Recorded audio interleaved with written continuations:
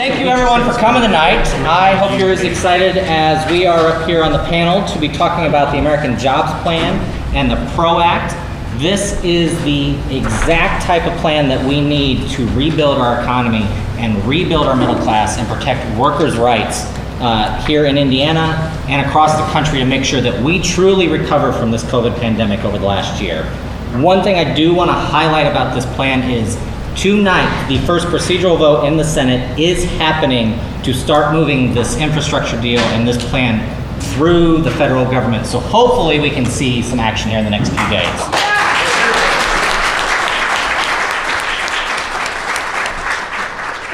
And to talk about why the American Jobs Plan is so important, why the PRO Act is so important, we've got a great group of panelists and presenters up here, and so I want to turn it over to our leader, Phil Giaquinta in the House, and kind of let him talk about what this can mean for our state government.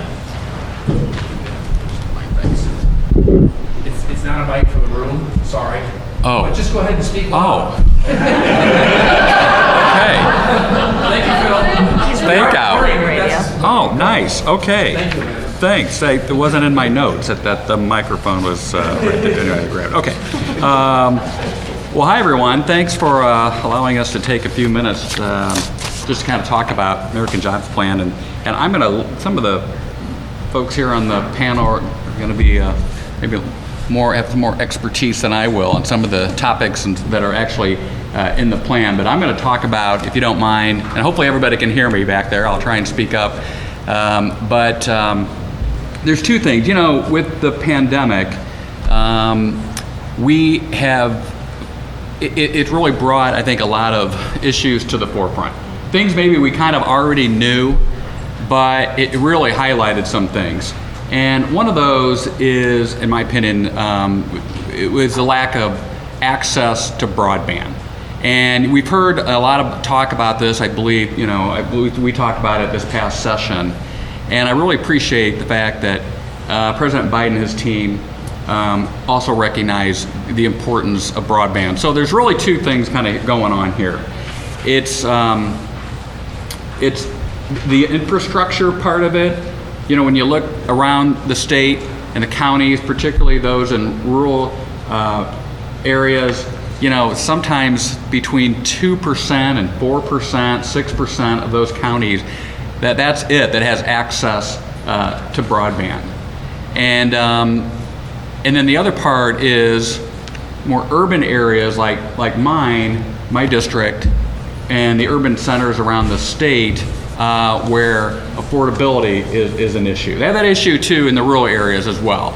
But in the areas, as I mentioned, it's really, and part of that really is because there's not a lot of competition going on. So you have maybe like one provider that you're paying for to get access to broadband.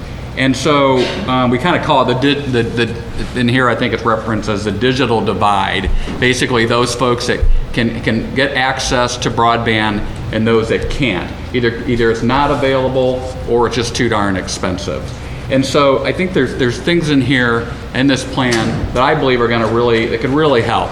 And you know, I saw something the other day. It was kind of a bummer actually, because I was one of those that used to turn on the radio, want to know if we had a snow day the next day, so I didn't have to go to school.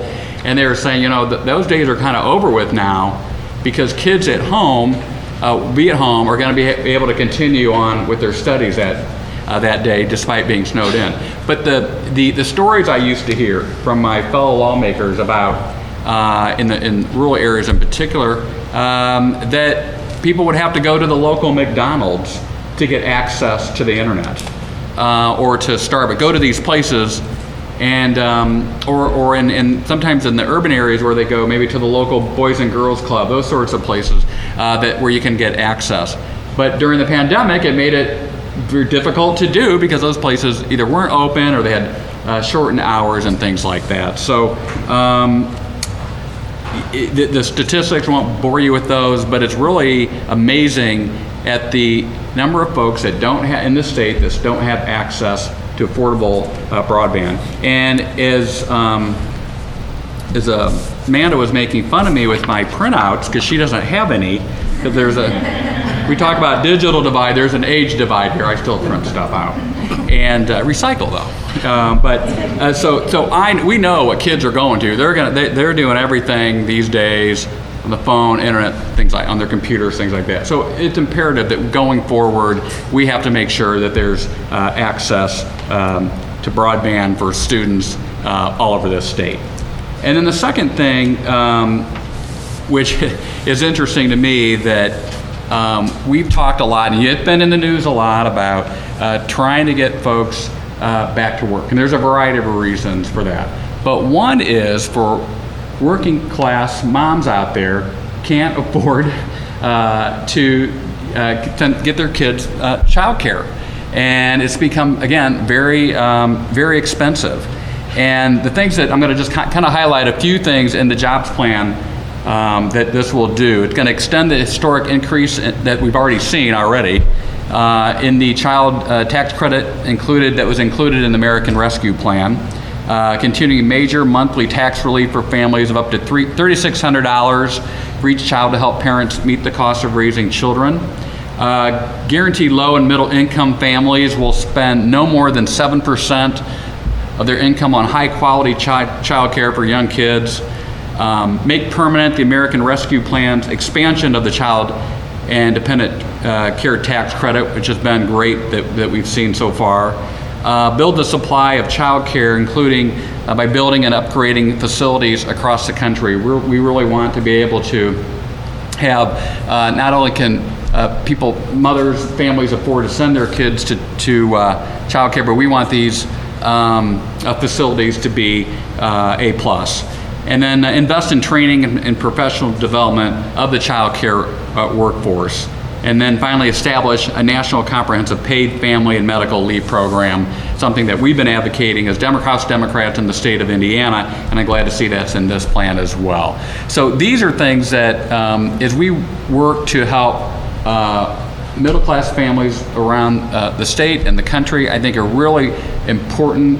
It's one of those things that it sounds great, got jobs, but then you can't afford to send your kids to childcare, and it ends up being more beneficial just to stay home, and we don't want that. So I really like the fact what I've been seeing with again, access to broadband for folks on there that just can't get it, because I do think it's going to be very important going forward in the education of for our kids, and then again, better access for childcare for working mom and dads out there. So with that, Mr. Chairman, I'll turn it back over to you. Thank you, Leader. In addition to all of that, the American Jobs Plan would also help rebuild our infrastructure with our local VA hospitals around the state, ensuring that our 409,000 veterans that live here have world-class health care, and that we are making sure that we are taking care of them. To talk a little bit more about what the Jobs Plan and PRO Act can do to protect our workers, I'm going to now turn it over to Amanda Meyer, the local UAW CAP Council Chair.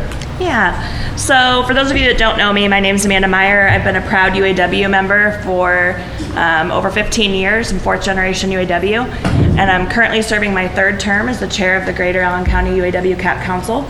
And before I get started, I just want to say thank you for allowing me to be here today, and on behalf of the UAW, thank you for allowing us to be a part of this important conversation.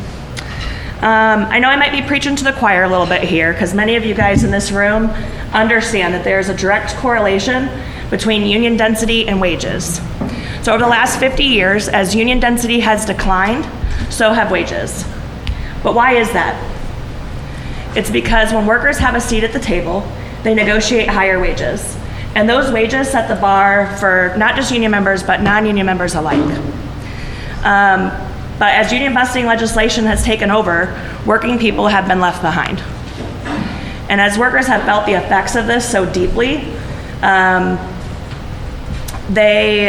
for many other reasons, union support is at the highest level it's been in decades. 70% of working people say that they would support collective bargaining for working people. Interestingly enough, 60% of independents and Republicans say the same. So this is not a partisan issue. Yeah, only 7% of working people belong to a labor union. So So, as you can see, we have a unique opportunity here to organize working people in large numbers. But we have to pass legislation that supports working people instead of just corporations. But the good thing is the PRO Act would allow us to do just that. And so this legislation is crucial because it will allow companies to be held accountable by allowing the National Labor Relations Board to actually assess penalties and fees to companies who violate workers' rights. It will help ensure newly organized workers get that also important first contract. Many of you guys don't know, but when we can be successful organizing, but usually only half of those newly organized get that first contract. And so it would force companies to sit down and negotiate in a timely manner and in good faith. It'll give workers the ability to organize without fear by banning captive audience meetings, which is when companies force workers to sit down and listen to anti-union rhetoric and fear-mongering speech. It will prohibit companies from punishing workers for exercising their right to strike by making it illegal for companies to permanently replace striking workers with non-union workers. And maybe most importantly of all, it will help level the playing field by repealing the freeloader right to work legislation nationwide.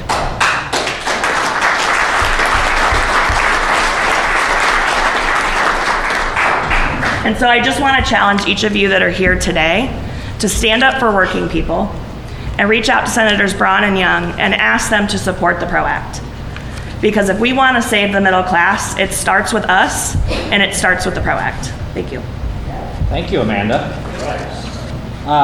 One thing to point out in addition with right to work specifically, Indiana Republicans since passing that bill have lost more good paying jobs here in Indiana than they've brought in. We Hoosiers deserve a better economy instead of the economy that they gave us, which is work more for less. So now I want to turn it over to Lloyd Osborne, who is the president of the Hoosier Heartland Area Labor Federation, to say a little bit more as well. Thank you, Derek. How do I say anything but ditto? She actually outlined everything very, very positive about this plan. Some of the people that I've spoken to, they asked me the question, what's the PRO Act?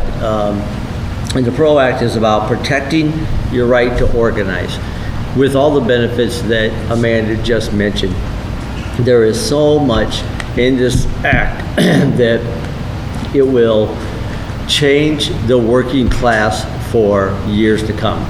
And as she stated about the long as it's been since we've had legislation for working people, as I've been reading and going back to this, it says the PRO Act is the most significant working empowerment legislation since the Great Depression. That right there should tell us how long it's been since we've made any positive changes for working people in this country. Speaking of organizing, I'll start off by saying that I am, as he stated, Lloyd Osborne, and I am the president of Northeast Indiana AFL-CIO and Hoosier Heartland Area Labor Federation, where I get the privilege of covering 27 counties. But not only that, I've been an operating engineer for 35 years, and I've been in the union. I don't have anything in my household. I don't have the ability to do things without the union. The union changed my life years ago, and it gave me the ability to be able to live a life and buy things that I want to buy, work, and even look forward to retirement with integrity. Here's the problem. The problem is if you've ever been on an organizing drive, and I'll just tell you just a quick story of an organizing drive. We had 100 people we were meeting with, and that 100 people, out of that 100 people, we had 75 cards signed. Me and my coworker, Jeff Withers. And we met with them the night before. We had 75 people out of the 100 tell us the night before we're voting yes. It took one rumor from management to say, if you vote for the union, we'll shut this down. We'll close this whole place. You could all find another job. So we lost major. When we walked out of there with our tail between our legs, and we could not figure out what happened. We found out later what they did, but by the time you try to file charges through the labor board, there's no teeth to it. This puts teeth to it. And then if you can imagine, if you've ever been a part of an organizing drive, and you have to have the captive meetings with the company, which means that when I go to work and clock in, they say head to the conference room, and you could spend up to 8 hours in there with a firm that is only there to take your rights away, and they threaten you and they just beat up on you all day long, and you get tired or wear down, and by the time the 45 days is up to vote for the union, too many people are gone. This changes that. They're actually putting some teeth to being able to hold the companies accountable. So if I could ask for anything from you, is to become a mouthpiece for this. Because you would have to look at all the talking points, the fact sheets, why it's good for women. There's so much here, but we don't have enough people to get it out there all the time. So the more people that we can say, hey, we'd like to train you, we'd like to talk to you about the talking points. So when you're in the shop, when you're at a family dinner, when you're over at your relative's house, whatever, you're able to talk about the facts. So then ask them to do the research. Don't just listen to us, give them the facts, and to let them do their own research. And they will find that this is going to change the direction of where America is going. Because if we don't go back to allowing workers to have their freedom of choice, we're going to lose the middle class. I'm telling you, I know you've heard it for years, but we are losing this battle. This will turn it around. I too can't thank you enough for taking the time out of your day to be here. We're going to answer questions, I think, later, but we greatly appreciate you guys giving up of your time to be here, and anything you want to do to help with this, please see us afterwards. Thank you. Thank you, Lloyd. And our final speaker here, all the way from Indy, is our Indiana AFL-CIO president, Mr. Brett Voorhees. Thank you, Mr. Chairman. Appreciate it. And I want to thank all of you for coming out this evening. Thanks to the Indiana Democrat Party and the Allen County Democrat Party as well for hosting this event. And not only hosting this event, but and I think that there's a lot of sisters and brothers in this room will vouch that thank you for all the work that you all do for us, for working families on a daily basis. You know, I could sit there and talk about the facts and the figures and everything that we've talked about here today. You guys did an amazing job of putting all the information out. So let's just kind of wrap things up where we need to be and or where we're at and where we actually need to be. It's been a long time. It's been a long time coming since we've actually had a president that we can rally around the way we're able to rally around President Biden today. We've had a lot of politicians in the past make promises, whether it's Republicans, Democrats, whatever, make a ton of promises and commitments and everything to us. But we now have a president that actually is speaking our language. When I say our language, I mean workers' language. All workers of color, all workers of age, all workers of gender, whatever the case may be. And we got a president that's doing that. Along with the American Jobs Plan and the PRO Act, which you heard a lot about from my union sister and brother, we've got an opportunity almost of a lifetime. This is a once-in-a-generation opportunity that we have. The PRO Act has already passed the United States House. We actually have 2 members of Congress here in Indiana that supported it, not only supported it by voting for it, but also co-sponsored it. We had Andre Carson from Indianapolis area, and we had Congressman Frank Mervan from up in Northwest Indiana supported as well. Hats off to them for helping us out. What we've been doing along with our allies and our friends is I think what the plan is to go across all 92 counties. And like Lloyd said, we have to go out and we have to educate. We have to educate the public on where we're at on this legislation. I mean, when you talk about you got 60 million people. 60 million people. It was a survey that they did at MIT. 60 million people today would join a union if they had the opportunity to join a union. I mean, you can't tell me that it should be illegal or it should be unlawful or whatever the case may be to hold a union card. It's bullshit. You know? Look what's happened. Look what's happened over the years. I'm going to read a couple statistics here. From 1948 to 1973, hourly wages rose more than 90%. Okay? I know most of us probably weren't born then, but I was in between there. But rose more than 90%. Look what happened over the next 40 years after that. From 1973 to 2013, productivity boomed by 74%. 74%. And at the same time, though, our hourly wages rose by only 9%. Since then, only 9%. Because what's happening, and we all know what's happening, and I'm going to get on my little bit of a rant and rave here, is unfortunately those who are greedy and the corporations who are trying to stop what we are doing today are more worried about being able to buy a $25,000 shower curtain than a $5,000 shower curtain. We sure as hell in this room know that we can't afford those. But you know what? We can show them our blood, sweat, and tears so that they can afford those. It's time for us to have workers in general to get their fair shake. We've come a long way. We've come a long way. As I said in the beginning when I was talking, we've got a president that is not only afraid to talk about labor unions, but hell, every time I've seen him speak, and when he's on the jobs tour, he says the word union. I think in one speech he said the word union 3 times.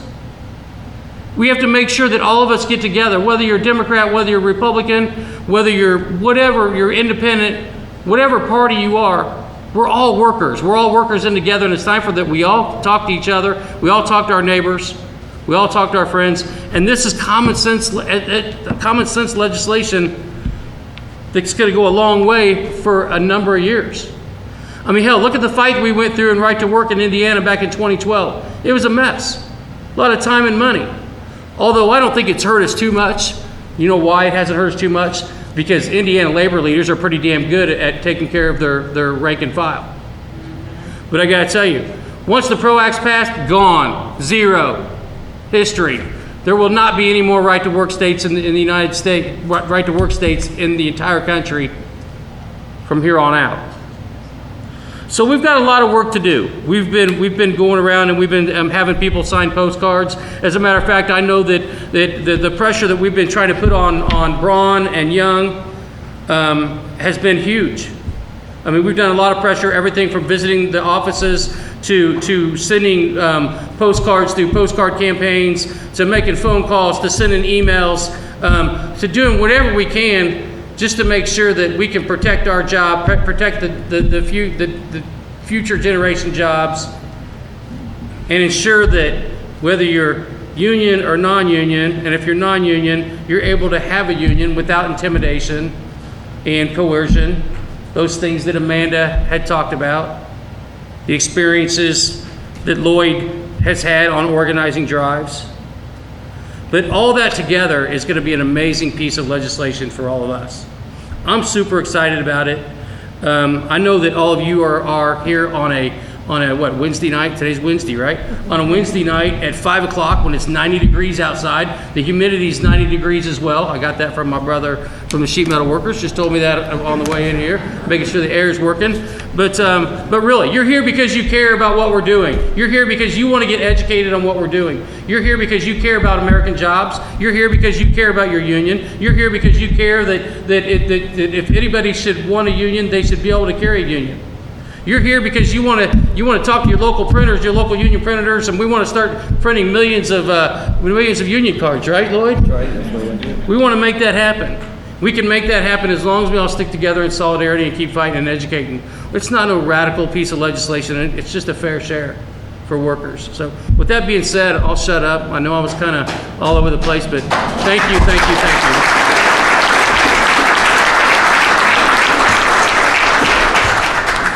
Thank you, Brett. We will take a few questions here, but I do want to start. Both Lloyd, you and Brett talked about what it is we need to do, whether it's talking with our neighbors, talking with our friends, signing the postcard, what other things do you suggest that we should do to make sure that we pass the jobs plan, that we pass the PRO Act, especially as it starts the first COVID night? You want that one? Well, the biggest thing is word of mouth, right? So there's been so many people and there's so many battles that take place, and there's just so much that you see, okay, there's just another bill and the unions are behind this bill and and management's against the bill, right? So you get stuck in that gray spot, like, does it really matter what this means? Well, somehow it's a must. Make sure people understand that this is the most important legislation we've seen in our lifetime. So how do we get that done? So we get that done through word of mouth. We get that done through having conversations, not arguments. We have it by talking with people and not at people. So what it means is you can be passionate about this bill. You can be passionate about changing the way it is. But once you attack somebody for being a Republican, they're done listening to you. If you attack them for being a Democrat that don't believe in it, they're done talking to you. So we have to start to talk with people, not at people. We have to find a better way to message it. You look this up, and I'll be honest with you, just today, as I was on the webinar with our president from the National AFL-CIO, Rich Trunka, just listening to all that's here, it's overwhelming to me, and I live it every day. So we must get to the bullet points. We must get to the ways to educate people in a positive way to where we pique their interest, and then they carry the message forward. Yeah, very good. All right, any other questions before Not so much a question, but a comment. I get that, Lloyd, but then it's got to be action steps that impact the person that's going to vote for the bill. That's correct. So we all can agree in this room that, hey, greatest thing since sliced bread, but in order to move Ron, in order to move young off the dime, whether they vote or not, to make them very uncomfortable with the position that they're taking and the conversations they're having. I think you got to move to that next level also, right? You mind if I?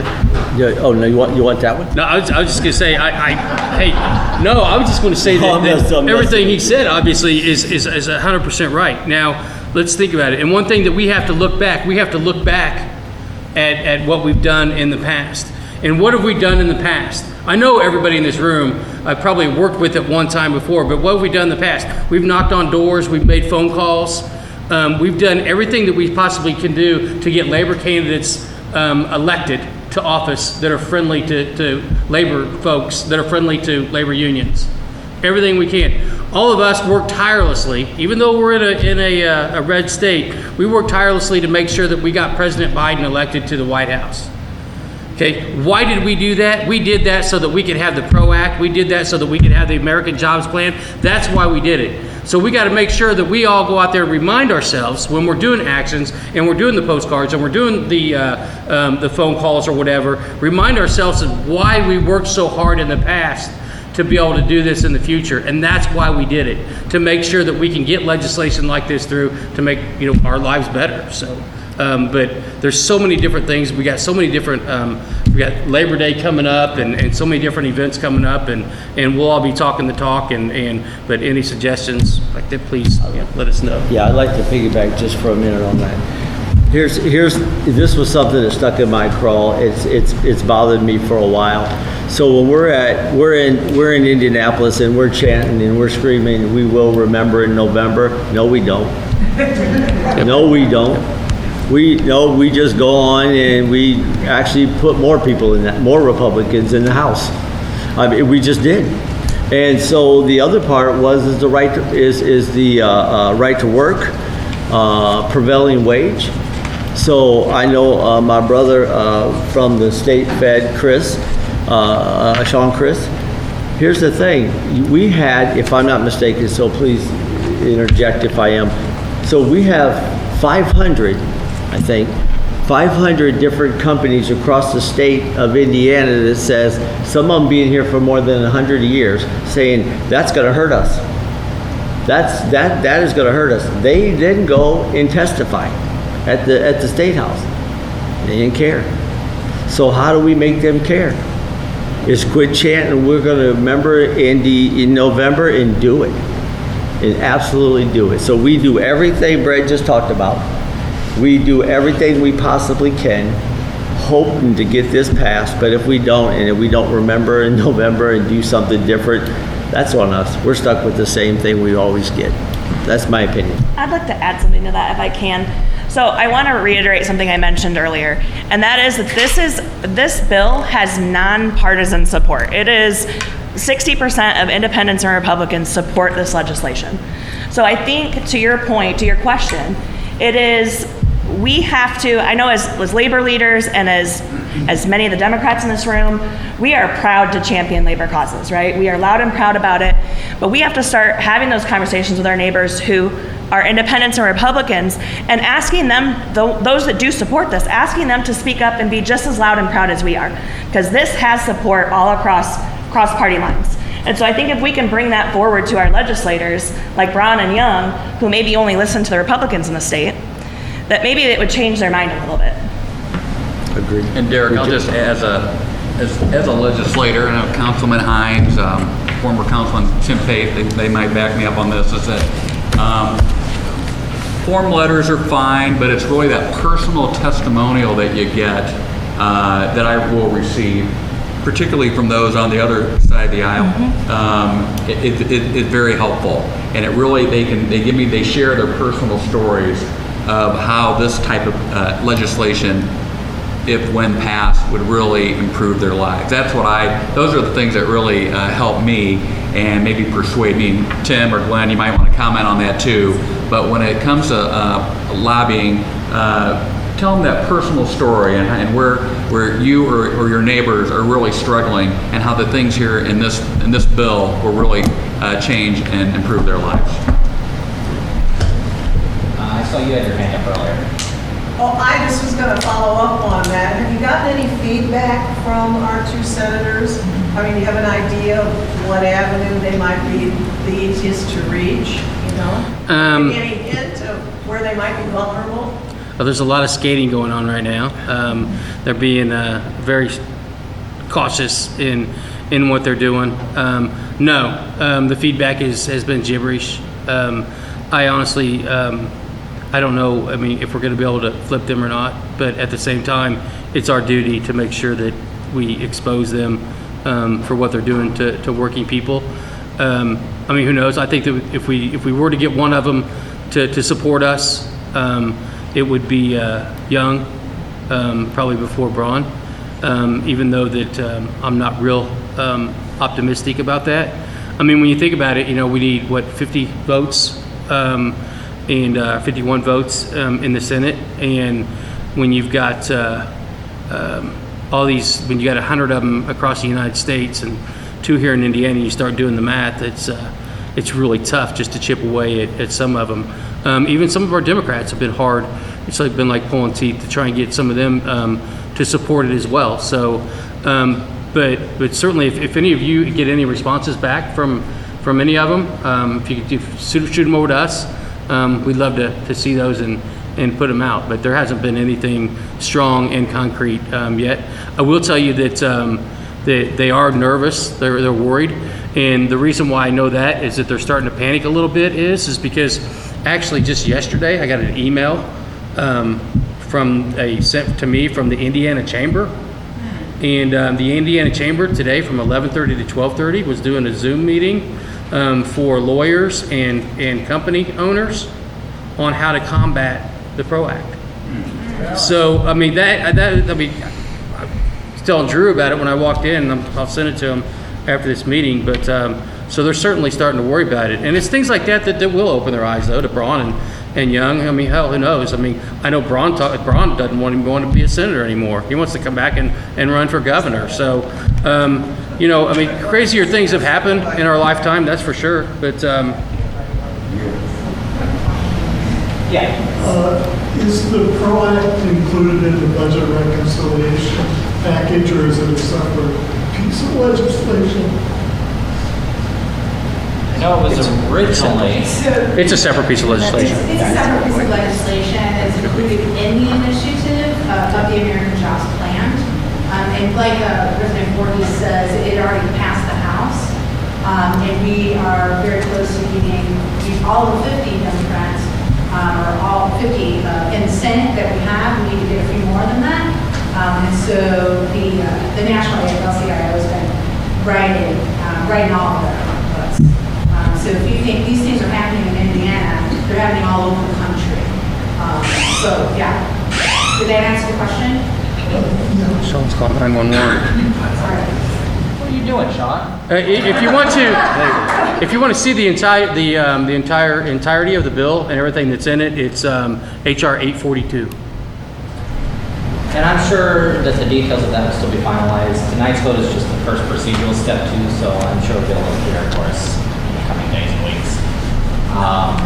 Does anyone have any last question? Yes, Sean. Well, that's more of a statement, Brady can talk about this too, that Indiana is leading the nation in the postcard drives that we're sending to our senators. So we're reading New York, California. People have way more union density than we have, so that's something we said for all the chapters and outs and stuff like that, pushing out that stuff. So thank you guys. I'd like to give a shout out to the 3 women sitting directly behind you for helping, along with Mindy and a lot of you other guys, but they've really pushed those cards out big time. So I'd like to give them a shout out for their help.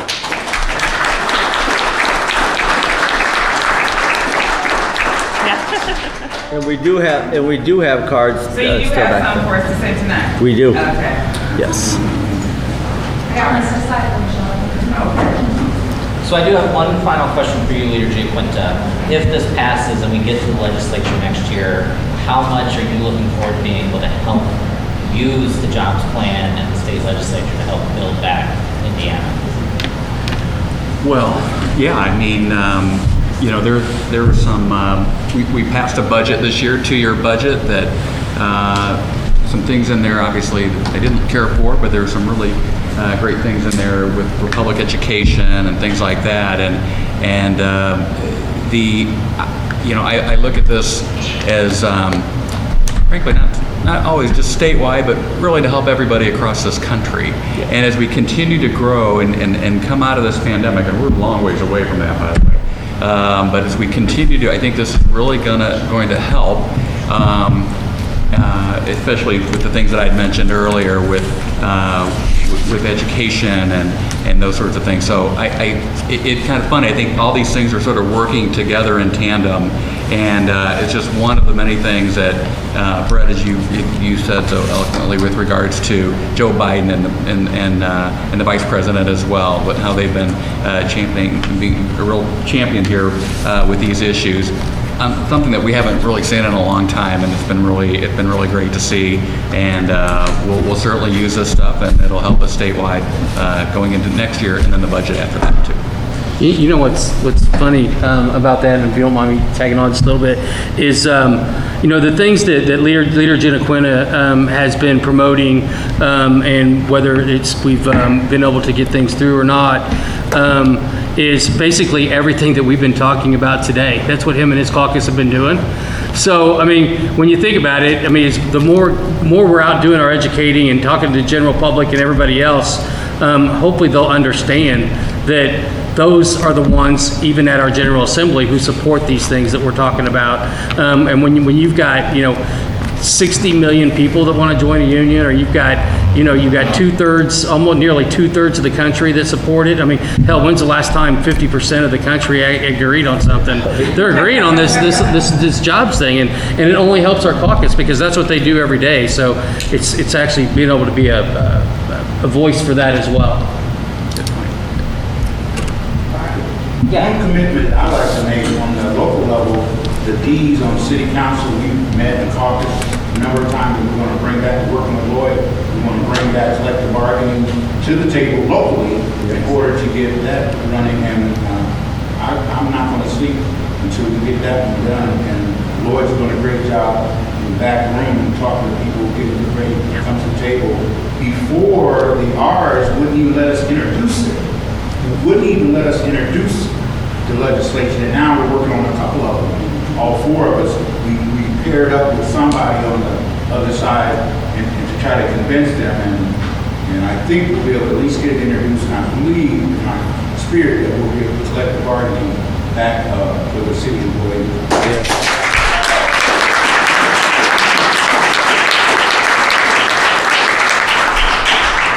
Well, we need you to come in and testify that the doors are open. Y'all can come in and You guys are awesome. Well, thank you, Councilman and Councilwoman. With that, I just want to say, just like the American Rescue Plan is delivering for Hoosiers and Americans across the state and country, the American Jobs Plan will help every Hoosier in every county here in this state build back better and repair our infrastructure, both traditional and familial. In addition to that, the PRO Act will make sure that every worker has the right to organize, has safety, has a safe work environment, and that they are going to get paid for the work that they deserve. Yes. So, with that, thank you all for coming. We appreciate it. We thank the steelworkers for letting us use their hall tonight, and I'm sure we'll stick around, most of us, and talk. I know Leader G. Quinton, you've got another event to run off to. Popular. But thank you, everyone. Thanks, everybody. Thank you.